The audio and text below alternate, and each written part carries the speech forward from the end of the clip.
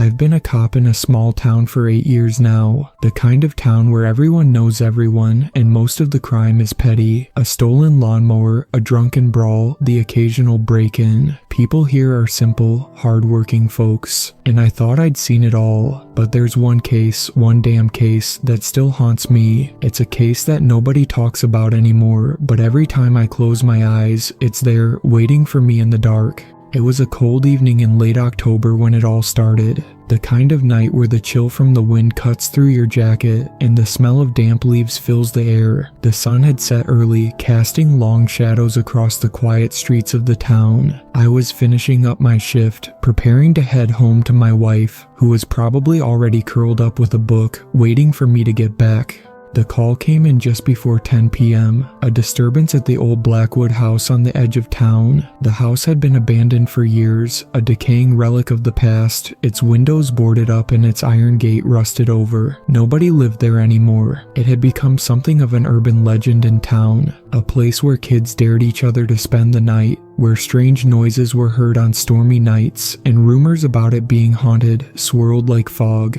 The dispatcher didn't have many details, just that someone had reported strange lights coming from the house, followed by a loud crash. No one ever called about that house unless it was to complain about trespassing kids or rumors of squatters, so I wasn't exactly expecting anything serious. Maybe a few kids getting into trouble, or someone messing around in the house for a cheap thrill. I threw my jacket on and slid into my patrol car, the old leather creaking as I adjusted the seat. The engine rumbled to life as I drove through the town, the headlights cutting through the night like a blade. The road to the Blackwood house was quiet, winding through tall trees whose branches seemed to reach out like skeletal hands in the dark. As I approached the house, the first thing that hit me was the silence. Absolute silence. There were no crickets chirping, no distant hum of traffic, just the eerie stillness of the night. My breath fogged up the windshield as I slowed down, taking the turn onto the long, gravel driveway that led up to the house. The place looked worse than I remembered. It had always been run down, but tonight it seemed even more desolate, like something was off. I parked my car near the front gate and stepped out. The wind howled, shaking the branches of the trees, and the smell of rot and decay was in the air. I pulled my flashlight from my belt, the beam slicing through the dark as I walked toward the front door. The house loomed above me, its broken windows like eyes staring down at me, watching my every move. The door was slightly ajar. I pushed it open, the hinges groaning in protest. Stepping inside, I felt the temperature drop instantly. It was like walking into a tomb. Dust motes floated in the air, and the smell of mildew and old wood filled my nostrils. The walls were covered in peeling wallpaper, the floor creaked with every step I took. "Hello," I called out, my voice echoing in the empty house. No response. I moved further inside, my boots making soft thudding sounds against the worn wooden floor. The air felt heavy, oppressive, like something was lurking just out of sight. The flashlight beam danced across old furniture covered in sheets, forgotten paintings on the walls, and shelves filled with cracked porcelain dolls that seemed to stare at me with wide, unblinking eyes. Then I heard it, a sound, faint but distinct, the sound of something scraping against the floor. It was coming from upstairs. My heart rate quickened, but I told myself it was probably just an animal, maybe a rat or a stray cat. Still, I couldn't shake the feeling that I was being watched. I moved cautiously toward the staircase, the wood groaning beneath me with every step. My flashlight flickered for a moment, and I cursed under my breath, tapping it against my palm to get it working again. At the top of the stairs, I saw the source of the noise. A door at the end of the hall was half open, and a faint light flickered inside. It wasn't much, just a soft glow, but it was enough to draw my attention. My instincts kicked in and I crept toward the door, my hand on the grip of my service weapon. I pushed the door open. What I saw inside made my blood run cold. The room was empty except for a large mirror standing against the far wall. The glass was cracked, spiderwebs running across it like veins. But it wasn't the mirror that made me freeze. It was the reflection in the mirror. A figure, a shadow, standing just behind me, so close I could feel its breath on the back of my neck. I spun around, my hand going to the gun at my side, but the room was empty. There was nothing there. I turned back to the mirror. The figure was gone, but the reflection in the glass wasn't mine. It was a face, a pale face with hollow eyes and a twisted grin. My heart pounded in my chest as I stumbled back, nearly tripping over my own feet. My flashlight flickered again, casting strange shadows across the room. I had to get out of there, now. I turned and ran, not bothering to check the rest of the house. I didn't care anymore. When I got outside, I slammed the door behind me, my breath coming in short gasps. I stood there for a moment, trying to steady myself, but the image of that face in the mirror haunted me. It was as if it had been waiting for me, watching me, knowing that I would come. I went back to my car, locked the doors, and drove straight to the station. I didn't even report the call. I didn't tell anyone what I had seen. It was just too wrong. I kept telling myself it was just my imagination, a trick of the light, but deep down, I knew something wasn't right about that house. Something had been waiting for me there, and now I couldn't shake the feeling that it was following me. I never went back to the Blackwood house, but that's when things started happening. The next few days were a blur. I went through the motions, doing my job, trying to shake off what I'd seen, but I couldn't. Every time I closed my eyes, I saw that face in the mirror. Every creak of my floorboards, every gust of wind sent me into a cold sweat. I couldn't shake the feeling that something was out there, something that was waiting for me, something I had woken up by stepping into that house. I thought about the strange glow I'd seen in the room. It had to be a reflection, right? A trick of the light from the broken window downstairs. That was the logical explanation. But the face in the mirror, no, I couldn't explain that. And I didn't want to try. Sometimes it's easier not to ask questions, especially when the answers don't make sense. Still, I kept going back to the Blackwood house in my mind. There were too many things that didn't add up. The call had come from someone in town, but no one had reported seeing anything unusual after I'd left. Not a single mention of strange lights, noises, or even a police report filed. I had gone to check it out, but no one else had. Why? I couldn't shake the question. A week later, it happened again. It was another cold, crisp evening, and I was working late, sipping coffee in the break room at the station. The usual mundane calls had been trickling in: barking dogs, a minor car accident, someone's dog running loose in their yard. The town was quiet, too quiet. The phone rang, breaking the silence, and I answered it with a practiced, "Sheriff's Department, Officer Jacobson speaking." "Jacobson, we need you out here." The dispatcher's voice crackled, a hint of panic in her tone. "It's the Blackwood house again." My stomach dropped. The call was brief. A woman named Carla Jennings, one of the few locals who still lived out that way, had reported seeing something strange near the Blackwood property. She said there were lights flashing through the trees, but when she tried to drive past, the lights vanished. That wasn't the worst part. The worst part was that she claimed she had heard the sound of someone crying, coming from the direction of the house. I knew I had to go, but I wasn't eager to return to that place. Still, it was my job, and I couldn't ignore it. I drove to the outskirts of town, the headlights slicing through the fog that had started to roll in. The Blackwood house sat like a ghost in the distance, the broken windows gleaming faintly in the moonlight. I parked my car near the same spot as last time, and stepped out into the chill night. This time, there was no eerie silence, no stillness. There was a low hum in the air, almost as if the very earth beneath my feet was vibrating. The trees swayed gently, though the wind wasn't strong enough to cause such a disturbance. Carla was standing near the front gate, her arms wrapped tightly around herself as she stared at the house. Her eyes were wide, her face pale, like she hadn't slept in days. "I saw them, officer," she said, her voice trembling. The lights, they were like eyes flashing in the windows. And then I heard crying, not like a person crying, but something else, something wrong. I nodded, trying to keep my calm. I didn't want to show her that I was just as unnerved as she was.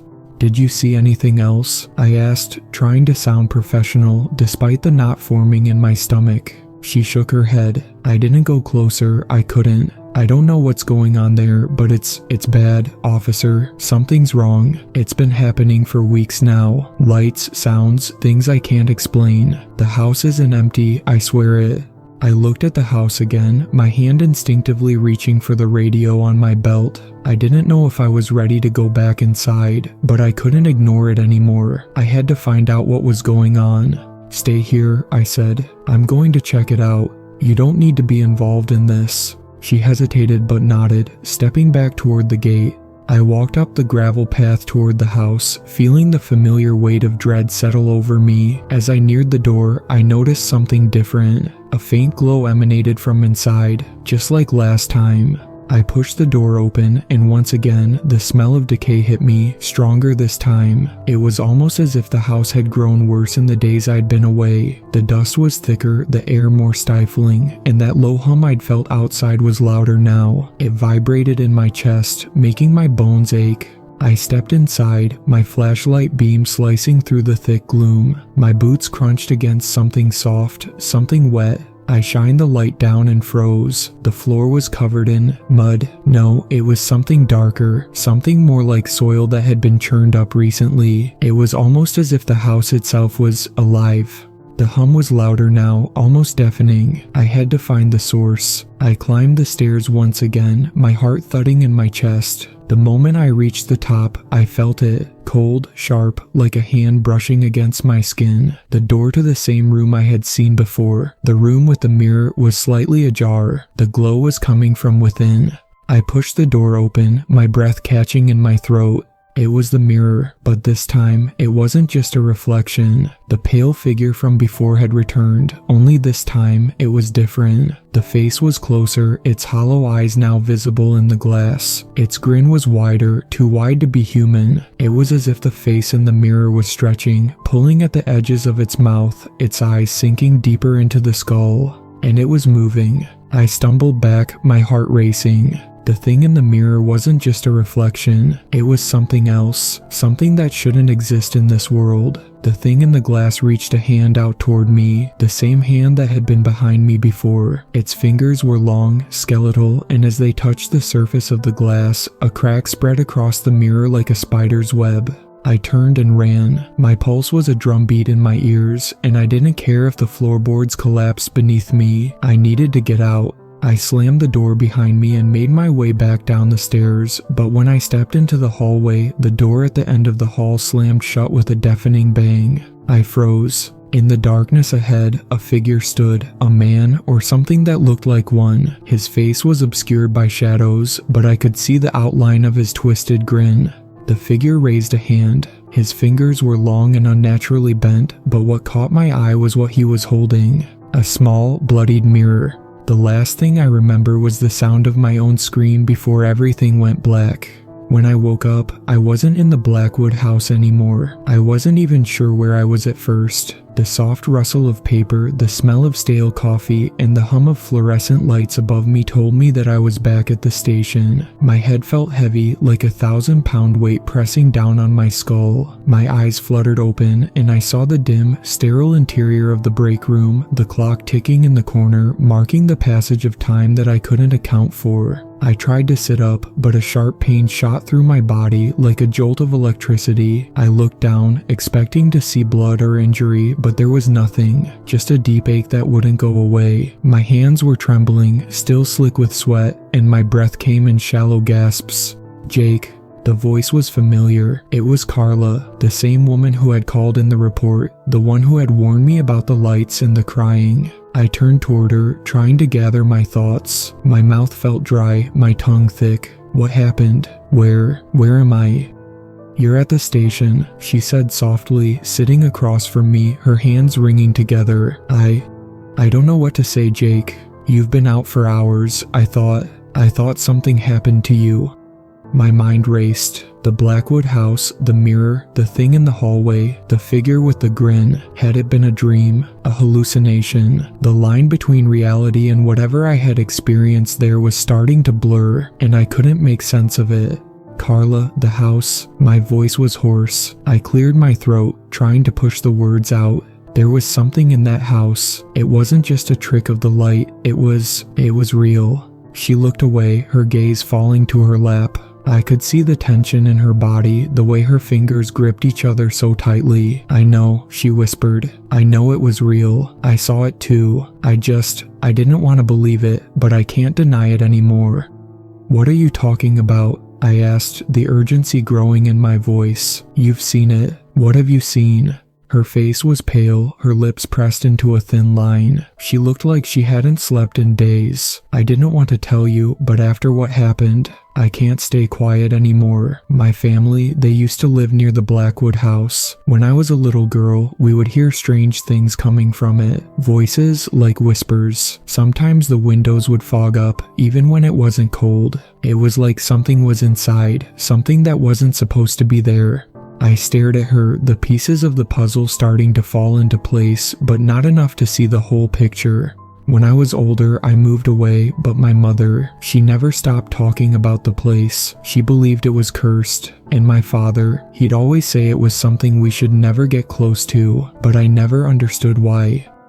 "What did your mom know?" I asked, leaning forward, the questions pressing on my chest like stones. Carla shook her head, as if the very mention of her mother's warnings weighed her down. "She didn't get the chance to tell me. She died last year, but before she passed, she would say things, strange things about the house. She said the house had a way of drawing people in, that whoever went inside, no matter who they were, would eventually become part of it." I didn't say anything at first. I wasn't sure what to say. What could I say? It all sounded crazy, like something from a cheap horror movie, but standing there with the fresh memory of what I'd seen in that house, I knew it wasn't some tale. Whatever was inside the Blackwood house wasn't just a relic of the past. It was alive, and it was hungry. I got to my feet slowly, feeling the dizziness swirl in my head again. "Carla, I need you to do something for me. I need you to come with me. We need to go to the house, now." Her eyes widened. "Jake, what are you talking about? It's not safe. You saw what happened to you. You need to stay away from that place." "I can't," I said, my voice firm. "I can't let it go. I need to understand what's happening, why this thing is following me. If we don't stop it, it'll never end." Carla hesitated, her fear evident, but after a long pause, she nodded, her face hardening with a resolve I hadn't seen before. "All right, I'll go with you, but we need to be smart about this. Whatever we're dealing with, it's not just some ghost."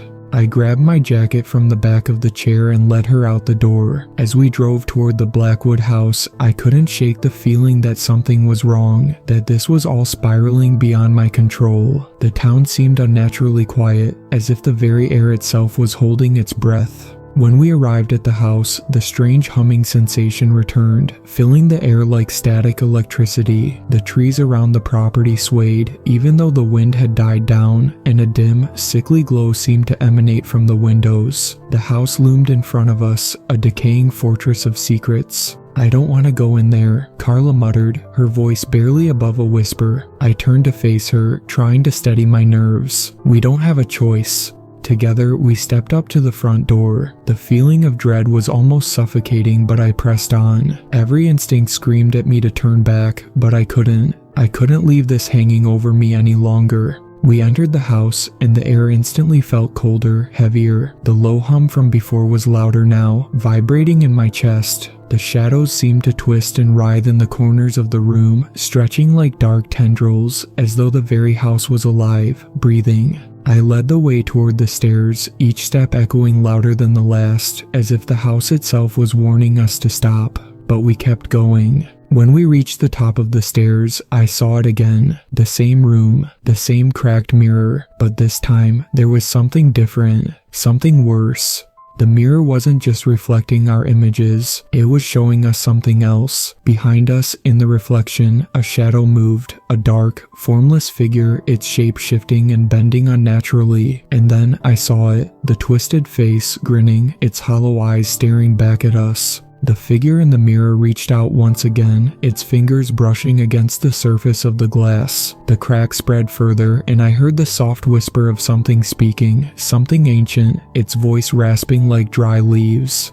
Leave now, before it's too late." The voice wasn't from the mirror, it was coming from the house itself. I turned to Carla. "We need to go, now." But it was too late. Before we could move, the door at the end of the hall slammed shut with such force that the entire house shook. The temperature dropped drastically and the air grew thick with the stench of decay. The house groaned as if it were waking up from a long, dark slumber. Then, from the darkness at the far end of the hallway, a figure emerged. It was the same figure I had seen before, standing at the top of the stairs. The twisted face, the grin stretched impossibly wide, its eyes gleaming with malice. But now, it wasn't just a reflection, it was real, and it was coming for us. The figure moved toward us slowly, its body unnaturally stiff, like it was gliding rather than walking. Every step it took sent a ripple through the air, the temperature dropping even further until I could see my breath fogging in front of me. The darkness around the figure seemed to cling to it, wrapping around its silhouette like a cloak. "Jake," Carla whispered, her voice trembling. "What is that thing?" I didn't have an answer. I had no words for what I was seeing. I could only stare in horror as the figure's smile stretched wider, impossibly wide, its teeth sharp and jagged, like broken glass. Its eyes, those hollow empty eyes, locked onto mine. I could feel it pulling me in, like gravity itself had turned against me. The air was thick, suffocating, and I couldn't breathe properly. My heartbeat was a loud drum in my ears, but it felt distant, like I wasn't even in my own body anymore. Everything around me was darkening, the shadows growing deeper, thicker, until they began to take shape, spreading out like an oil slick across the floor. Carla grabbed my arm. "Jake, we need to leave, now." But I couldn't move. I was rooted to the spot, my eyes locked onto that horrible face. The thing in front of me wasn't just a creature, it was a nightmare, an echo of something much older, something that had been waiting here for centuries. I could feel its power, its hunger, coursing through the air, vibrating in my bones. "Jake, we have to..." Before Carla could finish, the figure raised its hand, long fingers curling like claws. The shadows around us swelled, rising from the corners of the room, twisting like smoke. The house itself seemed to groan in pain, as if it were alive, caught in some kind of agonizing transformation. The figure's smile deepened, its eyes narrowing. It reached forward with a speed that was unnatural, its long, skeletal fingers grasping at Carla, pulling her toward it. I snapped out of my trance just in time, grabbing Carla's wrist and yanking her away from the figure's grasp. We both stumbled backward, the force of my pull sending us crashing into the wall. The dark figure let out a low growl, its grin never faltering, even as it moved toward us with an unsettling calmness. "Carla, we have to get out of here," I shouted, fear twisting my voice. I was suddenly aware of how fragile I felt in that moment, like the house itself was closing in on me, suffocating me. But before I could make a move, the house groaned again, this time louder. The sound echoed from the walls, a deep, guttural vibration that shook the floor beneath us. A deep crack ran along the ceiling, and the walls began to shift. The structure of the house was warping, as though it were trying to break free from some unseen force. Suddenly, the lights flickered, and the room went dark. Absolute, suffocating darkness. I grabbed Carla's hand. "Keep close to me, do not let go." The air was thick with dread and every sound was magnified in the pitch black. I heard something slithering across the floor, something too fast to be human. It was the sound of claws dragging across the wood, moving in unnatural patterns. And then there was a voice, a whisper as soft as a breath but clear as day. "You should never have come back." The voice was ancient, hoarse, like it had been buried beneath the earth for centuries, and yet it sounded so close, like it was right behind us. The walls shuddered with each word, and I could feel the temperature drop even further. I tugged Carla forward, my feet stumbling against the uneven floor. I tried to find the door, but it was gone. The hallway stretched on forever, and no matter how far we walked, it felt like we were getting nowhere. And then we heard it. A sound, a soft, rhythmic tapping. First it was distant, barely noticeable, but as the seconds dragged on, it grew louder, closer. It sounded like nails on wood, like claws scratching at the walls. I could feel the floor vibrating beneath my feet, the very air trembling with the sound. I looked around frantically. The walls were closing in on us. The hallway was growing narrower, and the house seemed to breathe, expanding and contracting as if it were alive. The whispering voices were growing louder now too, as if they were coming from every direction, taunting us, mocking us. And then I saw it. The figure. It was standing at the end of the hallway, its grin even wider now, its eyes gleaming like hollow pits. The shadows around it seemed to pulse, and I could hear the faint sound of something dragging behind it, like chains, or the scrape of something ancient moving across the floor. The thing raised its hand, and I felt the air shift again, cold and heavy. "Leave this place." The voice was now a roar, vibrating through the very walls. The house shook and the lights flickered back to life for a moment, revealing the full horror of what was in front of us. The figure was no longer just a shadow. It had formed now, its long, emaciated body draped in tattered clothing, its face twisted and grotesque. Its mouth opened wide, revealing row upon row of sharp, jagged teeth, each one coated in something that looked like old, dried blood. "You're too late." The voice snarled. "You've already seen too much." My mind was racing, my heart pounding in my chest. The house, the thing, it was all connected. The house was a prison, a place where something ancient and twisted was trapped, feeding off the fear and souls of those who entered. The thing at the end of the hall, it wasn't just some spirit, some ghost. It was a part of the house itself, a manifestation of its power. I grabbed Carla by the arm. "Run, we need to get out of here, now." I didn't wait for her response. I turned and bolted down the hall, the sound of the thing's pursuit growing louder behind me. The house itself seemed to be alive, shifting and warping as we ran, the walls pressing in around us, the shadows reaching for us with clawed hands. We made it to the stairs, but the way down was blocked. The staircase was gone, replaced by a pit of darkness, a swirling abyss that seemed to draw us in. And then the voice came again, but this time it wasn't just a whisper. "No one leaves." I turned back to face the hallway, desperation flooding my chest. The figure was right behind us, its form now fully materialized, a monstrous thing made of shadow and flesh, its grin impossibly wide. This time, I didn't hesitate. I reached for my gun, my hand trembling, but before I could pull it free, the world around us seemed to collapse in on itself. The walls cracked, the ceiling splintered, and everything went black. I don't know how much time passed in that suffocating darkness, but when I came to, I was lying on the cold ground, my head pounding, my limbs weak and unresponsive. The silence around me was absolute, a crushing weight that pressed down on my chest. My mouth tasted bitter, like the air in the house had somehow seeped into my skin. I blinked rapidly, trying to clear my head, and the first thing I saw was Carla. She was lying a few feet away, her body curled up into a tight ball, her chest rising and falling in shallow breaths. She wasn't moving, but her heartbeat was faintly audible in the otherwise dead silence of the room. I sat up, my body protesting with every movement, and surveyed our surroundings. The hallway, the walls, it was all different. The house seemed to be shifting again, the very space bending around us like it was alive, adapting to whatever force had taken over. The dark figure, the thing, was gone. The room we were in was strangely still, eerily calm, but I could feel the pulse of something deeper beneath the surface, a rhythm that matched my own racing heartbeat. I rubbed my eyes, trying to push back the fear that threatened to drown me, and then I noticed something that made my stomach churn. The door that should have been at the end of the hallway was now missing. There was no escape, no way out. I forced myself to stand, my legs shaky, and stumbled toward Carla. Her face was pale, her eyes shut tightly as though she were trapped in a nightmare. I knelt beside her, shaking her gently. Carla, wake up."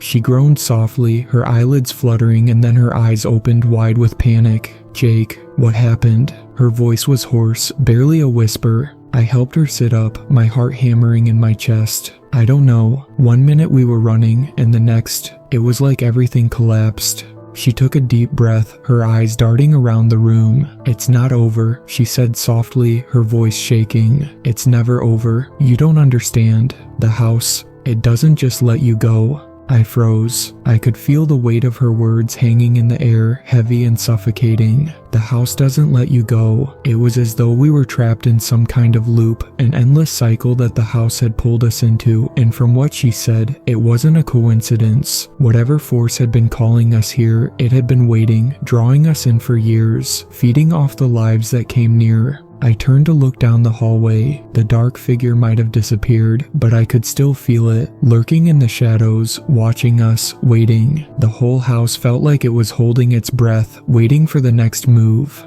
"Jake," Carla whispered, her voice almost lost in the silence. "There's something here, something old. It's like the house is hungry. It feeds on people, their fear, their pain." I shook my head, unwilling to accept what she was saying. "I don't care what it is. We need to find a way out."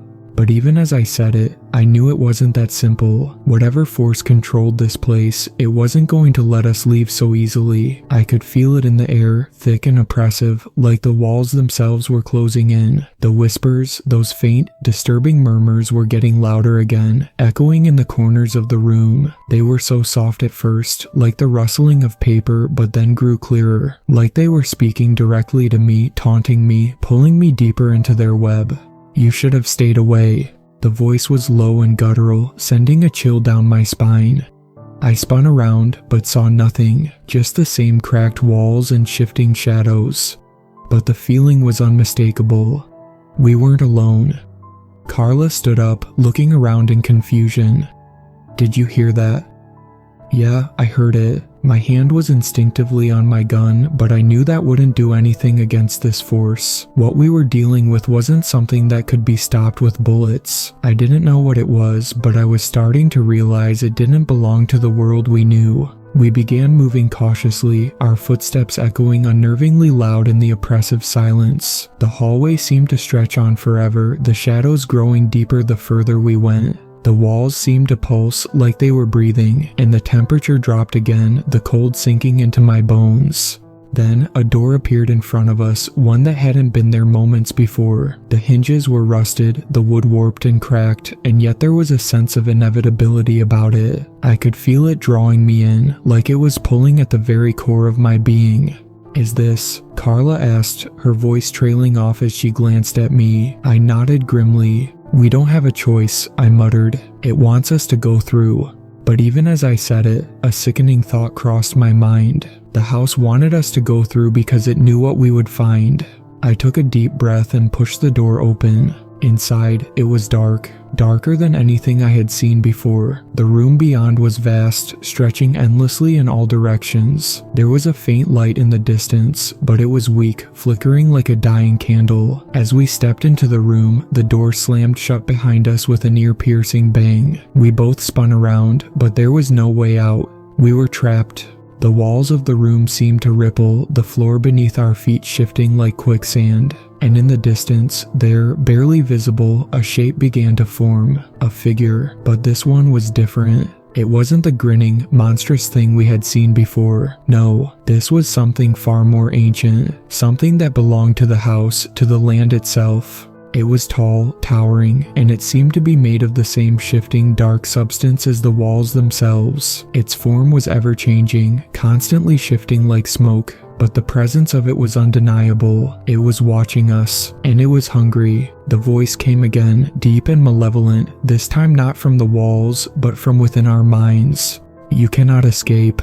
I felt the words scrape against my mind, like nails on a chalkboard, sending a surge of panic through me. "We need to get out," I whispered to Carla, but my voice barely made a sound in the thick air. The floor beneath us began to crack, and the ground trembled, sending shivers up my spine. Carla's face was pale, her eyes wide with terror, but I could see the same realization settling over her. There was no way out, not unless we confronted whatever was in this room, whatever had been feeding on this place for centuries. The creature moved toward us, its form darkening, growing more solid. The air grew thick and I could feel the pressure mounting, pressing in on me from all sides. I reached for Carla's hand, my fingers shaking. But before I could pull her away, the voice came again. "Your souls belong to the house now." The floor cracked open beneath our feet, and everything plunged into darkness. When I woke up, the first thing I noticed was the silence. It wasn't just quiet, it was oppressive, suffocating. The kind of silence that felt like it was pressing against your ears, trying to drown you. It felt like being underwater, unable to move, unable to breathe.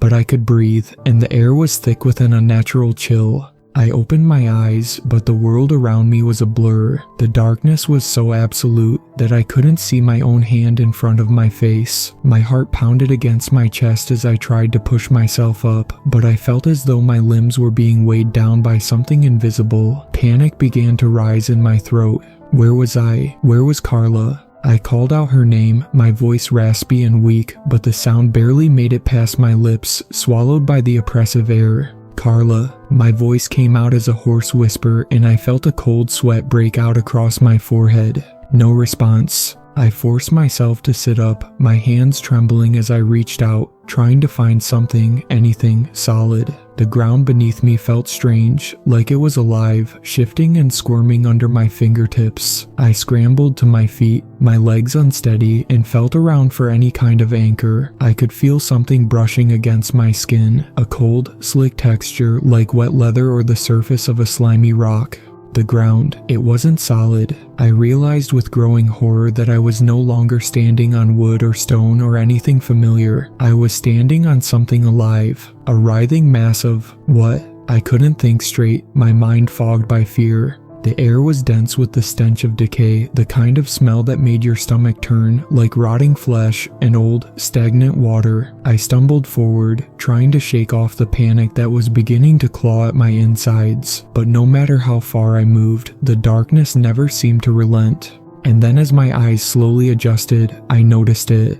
Shapes, shadows, figures standing just beyond the edge of what little light I could see. The shapes seemed to shift and twist, their outlines too vague to make out, but the longer I stared, the more they seemed to become real. One of them moved, a figure tall and thin with a distorted face, its features twisted into something grotesque. The thing didn't have eyes, but I could feel it looking at me, and I had no doubt that it knew I was there. A whisper reached my ears, a low, guttural murmur that seemed to come from everywhere and nowhere all at once. You shouldn't have come here. My breath caught in my throat. The voice sounded familiar, but I couldn't place it. The fear in my chest doubled and I stumbled backward, my foot slipping on the slick surface beneath me. My hand reached out instinctively, but I couldn't find anything to hold on to. The darkness seemed to be closing in, thickening around me, and the figures, those terrible, shifting things, were getting closer. Carla, I shouted, my voice trembling. Where are you? And then I saw her. Carla was standing in the distance, her silhouette barely visible against the blackness, her head tilted to the side in an unnatural way. Her movements were jerky, as though her body was being pulled by strings not her own will. She was moving toward me, but there was something wrong, so wrong, about the way she was moving. Carla, I called again, my voice frantic now. She didn't respond. She just kept walking, her movements stiff and uncoordinated. It was like she was being controlled by something, or someone. The closer she got, the more I could see her face, her eyes wide and empty, her lips twisted into a grin that was too wide, too stretched. It was like a mask, a parody of a smile. My heart sank as the realization hit me. This wasn't Carla. It wasn't her, not anymore. Whatever was controlling her, whatever was inside this place, it had taken her. Carla, please, I begged, my voice raw. Fight it, don't let it take you.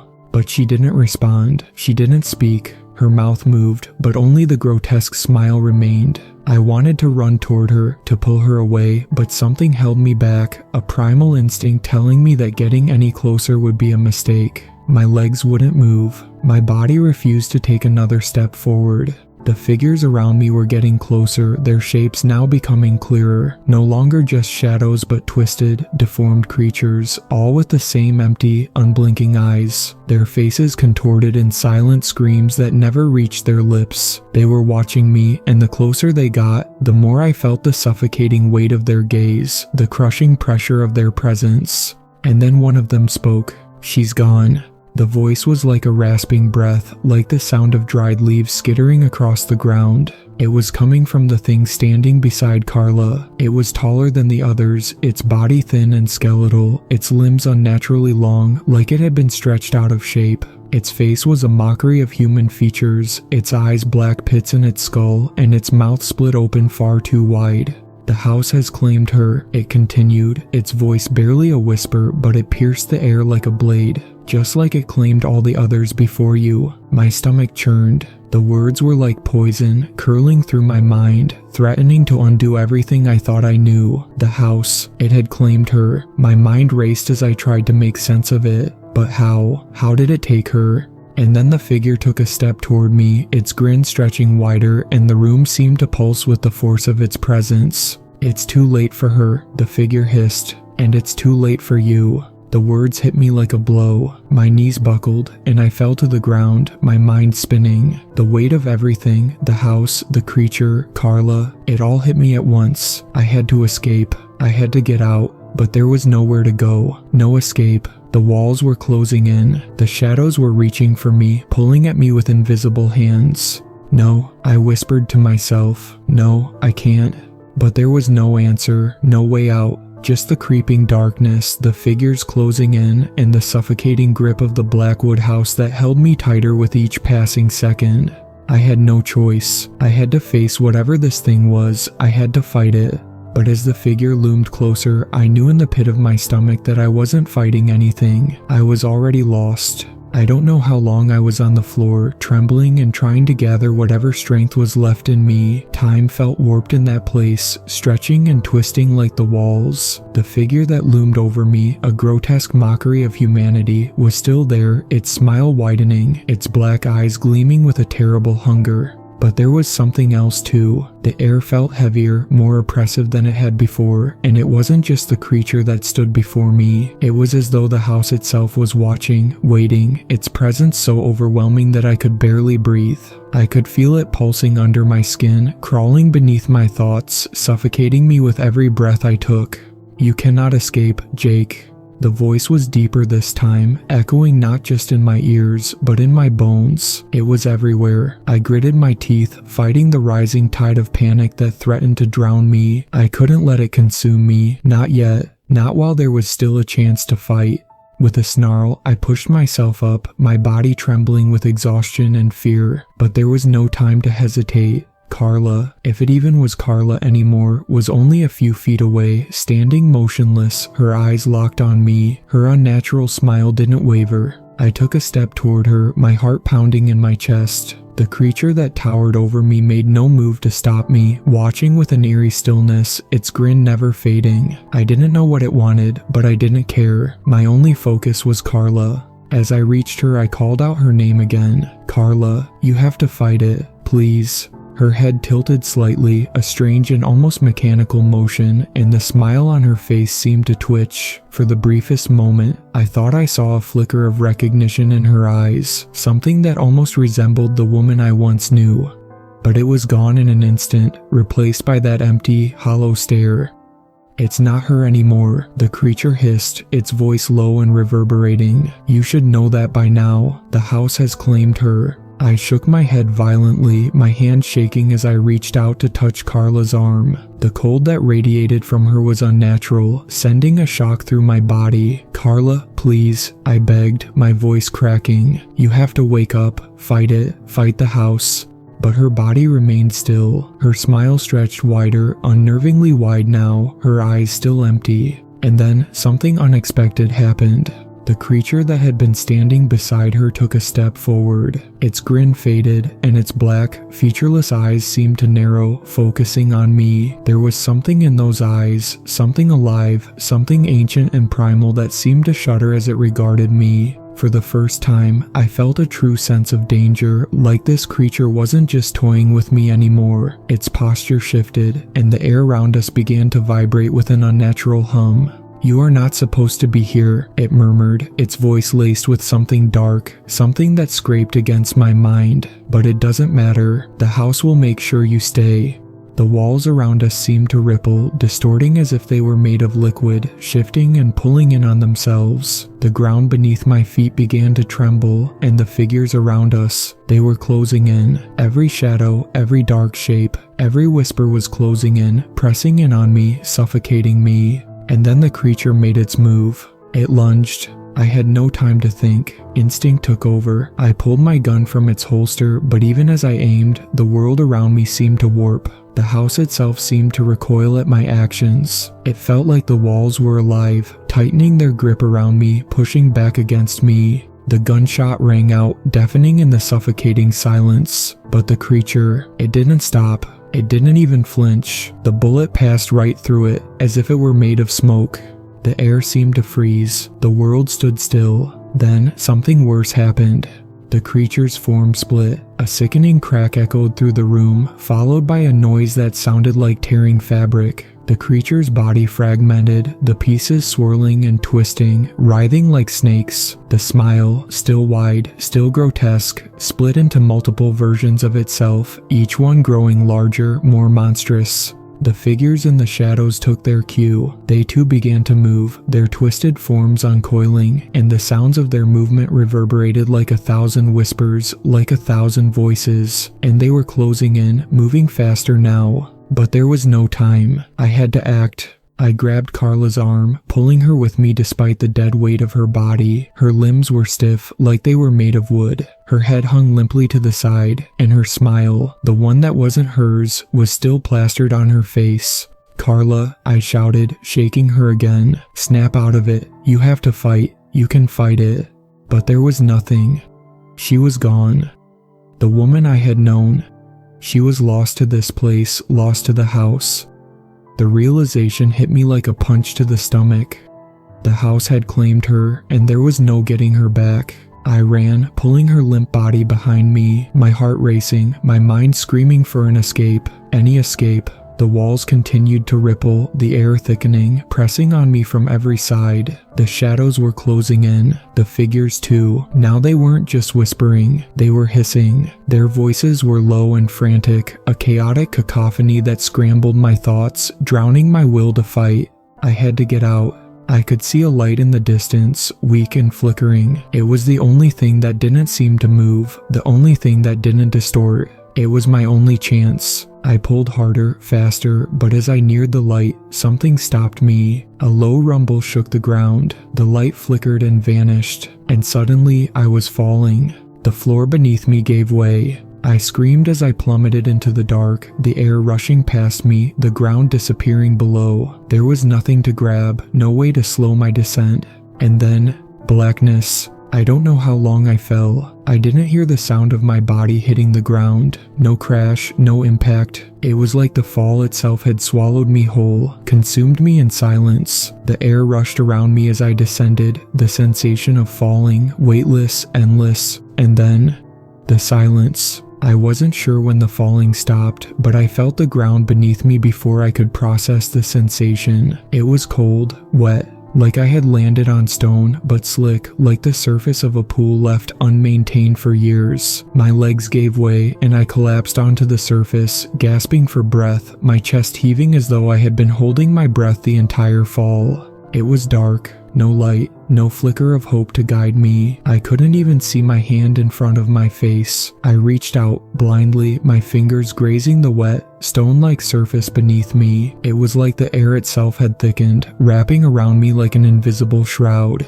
I slowly sat up, my head spinning. The dizziness wasn't from the fall itself, it was something else, something heavier. It was as if the weight of the house was bearing down on me, settling into my bones, pulling at my very thoughts. The house was alive, it had to be. How could something this alive exist?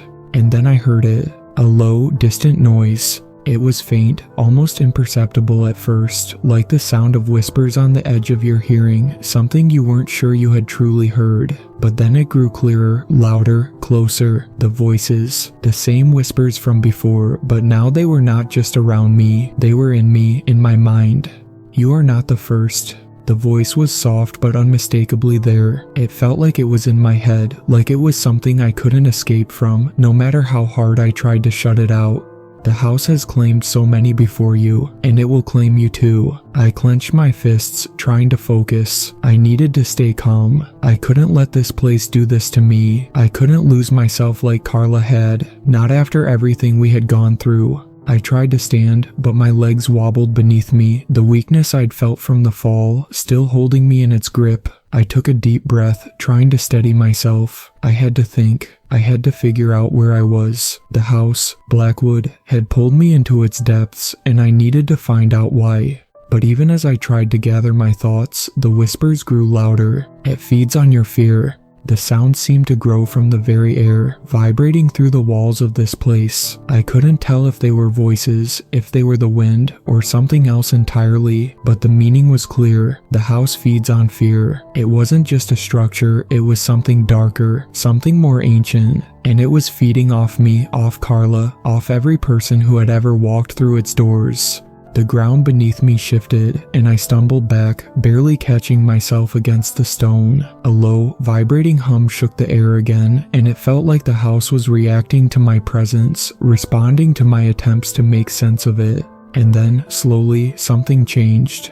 The darkness that had enveloped me began to recede, but not in the way I expected. It wasn't like the light returning, but more like the darkness itself was pulled back by some unseen force, revealing a vast, empty space. I squinted into the dimness, trying to make out the surroundings. The walls were smooth, unnaturally so, and the air was thick with the scent of rot and something far worse. Decay, yes, but also something older, something that felt like it belonged to a time long forgotten. The walls themselves seemed to pulse, like the beating heart of the house was being expressed through them. The stone, the walls, the ceiling, all of it seemed to breathe with life, exhaling a rancid, damp air. And there, in the center of the room, was a figure. It wasn't human. It couldn't be. It stood taller than any man should, wrapped in a cloak of tattered shadows that seemed to swirl around it like smoke. Its face was a void, nothingness, but there were eyes, deep black pits where there should have been none. I felt those eyes on me, and it took everything in me to keep from bolting in the opposite direction. "You are here," the figure spoke, its voice like the slow scraping of rocks against each other. "You have come far." It spoke with a calm that made my stomach churn. The words held no warmth, no humanity, just a cold detachment that made it all the more terrifying. "What is this place?" I asked, my voice hoarse and barely above a whisper. "This place has always been." The figure took a step forward, its form shifting, its outline bleeding into the surrounding shadows. It was like the darkness itself responded to it, bending and stretching, flowing in unnatural ways. The Blackwood house is not a place. It is an entity, a living thing, and it has always existed. It has always waited for those foolish enough to walk into its embrace. I could barely breathe. The weight of the thing's words pressed in on me, suffocating me. "But why?" I choked out, taking a step back, my heart pounding in my chest. "What does it want with us?" The figure tilted its head, a movement so eerie and unnatural that I couldn't look away. It was like the thing was reading my thoughts, knowing what I would say before I even spoke. "It does not want anything human." I flinched at the word, human, as if that was something beneath it, something trivial. I wasn't even a person to it anymore, just an object to be consumed, a meal to be devoured. The thought made bile rise in my throat. The figure stepped closer, its form now solidifying. "It wants to feed, and you have already given it what it craves. Your fear, your hopelessness." I wanted to run. I wanted to scream, but I was rooted to the spot, held by something far stronger than any chains. "It is the house that consumes, and it will never stop." The last words of the figure came like the final blow of a hammer. And then, before I could react, the darkness fell again. It consumed the room, smothering me in an impenetrable void. I could hear the whispers again, louder now. Their voices were no longer distant. They were right on top of me, surrounding me, crashing into my mind with a relentless force. The pressure was unbearable. And then, from the pitch-black nothingness, I heard Carla's voice. "Jake." I spun around, heart slamming into my ribs, but I couldn't see anything. "Carla," I shouted, my voice barely a whisper in the suffocating darkness. "Carla, where are you?" But the voice that responded wasn't hers. It was cold, guttural, and it echoed through the empty space like 1,000 screams. "She's gone."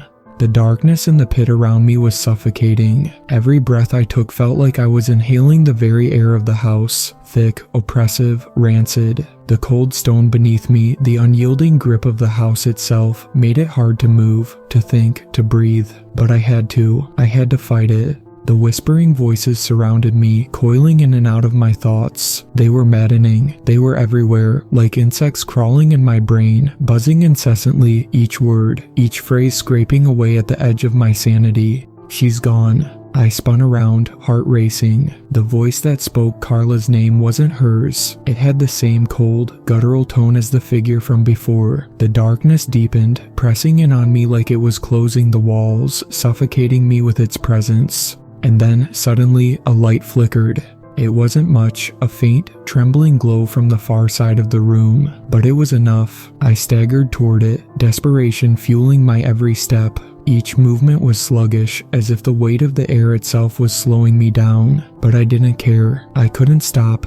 The light was hope. It had to be. As I approached, the darkness seemed to retreat, just slightly, like it was aware of the light's power, or perhaps trying to hide something from me, but I didn't care. I focused solely on the light, pushing through the heavy air, ignoring the whispers that still clawed at my mind. I reached it. It was an old lamp, hanging from a rusted chain, swinging ever so slightly, like it was caught in an unseen breeze. The light it emitted was dim, fragile, but it provided enough to make out the shape of the room around me. The stone walls stretched out endlessly in every direction, no end, no beginning. The floor was slick and uneven, covered with a black, viscous substance that seemed to bubble and writhe beneath my feet. And in the center of the room, a pedestal. It stood on a raised platform, bathed in the flickering light of the lamp. It was made of a material I couldn't quite place, stone, but with strange, runic symbols carved into it. The pedestal was empty, but I knew what it was. This was the heart of the house, the center of everything. The whispers in my mind grew louder, frantic, pleading. The walls seemed to close in even more, pressing against me as though the house itself was drawing nearer, trying to consume me. But I couldn't let it. I couldn't let it take me like it had taken Carla. I forced myself forward. I reached the pedestal and stared at the space where something should have been. A horrible realization gripped me, cold and sharp. Something had been taken from here, something important, something vital to the house, and the house wanted it back. I looked up, and that's when I saw it. The figure. It was standing in front of me, not the shadowy form from before, but something different, more solid, more real, but just as terrible. The figure was cloaked in black, the edges of its robe swirling and shifting in a way that defied logic. Its face was nothing, just an empty void, a dark hole where features should have been. It spoke again, its voice echoing in my head. "You should not be here, Jake." I froze. It knew my name.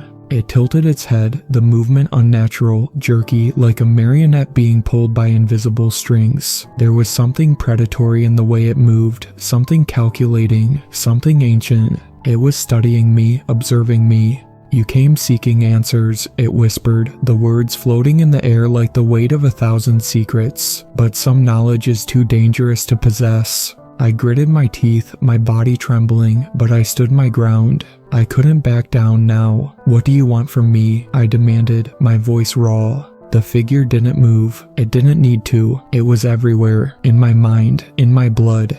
"You already know," it said. "The house feeds on fear, but there is something more, something you have yet to understand."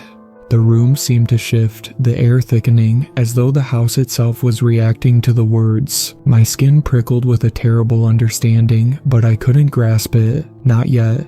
You think you can leave," the figure said, "but the house is already inside you. It's too late for you to leave, Jake. There is no escape." I swallowed hard, my throat dry, heart hammering. "No escape." "Carla," I whispered, the name slipping from my lips like a prayer. "Where is she? What happened to her?" The figure's response was almost a hiss, like something alive, something that didn't want me to hear it. "She is part of the house now. She belongs to it, just as you will." "No," I shouted, the words tearing from my chest. I stumbled back, my hands shaking violently. You can't." But before I could finish, the figure's form began to shift, its body warping like liquid, turning and twisting, blurring and reforming, until it was no longer a single being, but many, countless eyes appeared, eyes that blinked and stared from every direction, eyes that seemed to watch me from the darkness, from the walls, from the floor. And then they spoke in unison. It feeds on fear. And I understood. The house, Blackwood, it wasn't just alive, it wasn't just a place, it was something else, something ancient, something hungry. It had a will, a hunger for souls, and it devoured them, slowly, piece by piece. It was feeding on my fear, on Carla's fear, on everyone who had ever stepped foot inside, and once it claimed you, it never let go. My breath came in ragged gasps as I turned and fled, running blindly through the room, desperately seeking an exit. But there was nothing, no door, no windows. The walls seemed to close in, the darkness thickening, swallowing everything in its wake. The whispers rose to a deafening crescendo, the voices merging into a single, piercing sound. You cannot escape, it is too late for you. I stumbled, my foot hit something soft, and then, suddenly, the ground beneath me cracked. I fell, hard. I woke up on the cold floor, the black substance beneath me seeping into my clothes, into my skin. My head throbbed like a drum, the sounds of it rattling inside my skull. I tried to push myself up, but my body felt heavy, as if I were carrying the weight of the entire house on my shoulders. The ground itself was shifting beneath me, undulating like it had a mind of its own. I couldn't understand what was real anymore. The whispers were gone, but the silence that followed was worse. It was as if the house had stopped for a moment, waiting for something, waiting for me to understand what had to happen next. I slowly rose to my feet, every muscle screaming in protest. There was no clear direction, no way to tell where I was, or even if I had truly moved. The room I was in, the space I was in, felt like it was alive, like it could change at any moment, twist and warp and reshape itself just to confuse me more. Then I saw it. A door. I hadn't seen it before, but there it was now, right in front of me. It was ajar, just slightly, with a dim light spilling from the crack between the door and the frame. It beckoned to me, offering the hope I had been searching for, the promise of escape. I didn't trust it. I couldn't. But there was nothing else. No other choice. With my heart racing, I stumbled toward it. Every step felt like it was dragging me deeper into the house's grip. The floor groaned underfoot, and the walls seemed to close in with every movement I made. But I didn't stop. I couldn't. The door was the only way out. I reached it and pushed it open. The light that poured through was blinding, harsh, and for a moment I thought I might be looking into the world beyond, into the outside air, the sky, a future where this nightmare was nothing more than a memory. I squinted, stepping over the threshold, and then I froze. It wasn't outside. It wasn't the light of the sun. It was a room, another room, but one that was darker, more suffocating. The walls were covered with strange, tangled symbols that seemed to pulse with a life of their own. The air was thick, heavy with the scent of decay and old blood. And there, standing in the center of the room, was Carla. My heart leaped into my throat. I tried to call her name, but the words didn't come. She was standing perfectly still, her back to me, her head tilted slightly as if listening to something, as if waiting for something. I took a step forward. "Carla," I whispered, unsure if I was really seeing her, unsure of anything at all anymore. "Carla, are you?" She turned. Her eyes, those hollow, black eyes, were wide open. Her smile stretched unnaturally, far too wide, and her lips curled in a grotesque, silent mockery of joy. There was no recognition in her gaze, no warmth, no comfort. She was gone. The woman I had known, the woman I had loved, was lost to this place, to whatever it was that had consumed her. And then, before I could react, the floor beneath my feet cracked open. A scream tore from my throat as the ground gave way. It wasn't like falling this time. It was like being pulled, dragged downward by an invisible force, my limbs useless as I plummeted deeper into the heart of the house. The light from the door above me shrank, growing dimmer, fading, until there was only the overwhelming darkness, a crushing weight pressing down from all sides.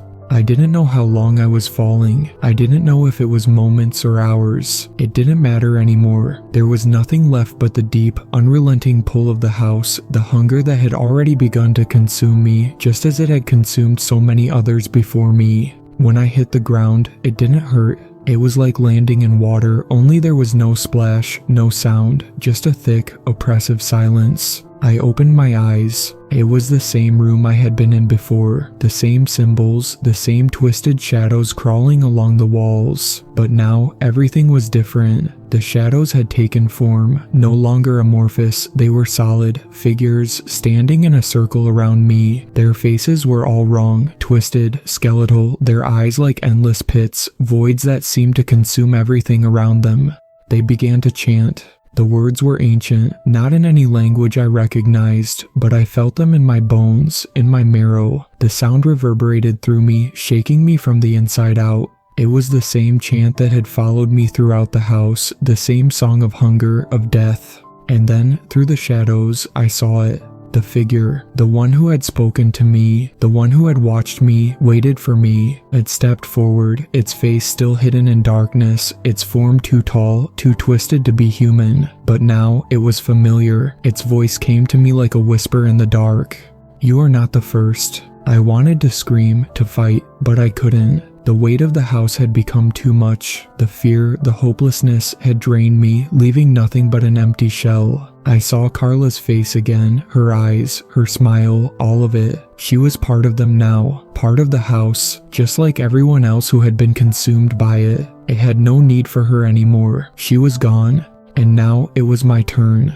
The figure's face blurred, shifting between the many faces of those it had claimed. Every victim, every soul that had ever crossed the threshold of Blackwood, their eyes staring back at me, pleading, hopeless. Their faces were trapped in an eternal grimace, caught in the house's insatiable hunger. And then I felt it, the final pull. I was being drawn into the darkness, not as a person, not as a memory, but as fuel. The house had claimed me. It had taken everything I was, everything I had been. And as I was consumed, the house whispered one last time, "You belong to us now." And so, Jake's story comes to a close. In the end, the house got what it wanted. He became one with the darkness, just another soul trapped within the walls of Blackwood, feeding the insatiable hunger of the house for eternity. Blackwood's grip is unyielding. Once you step inside, it never lets go. The house remains, silent, patient, waiting for the next curious soul to wander through its doors.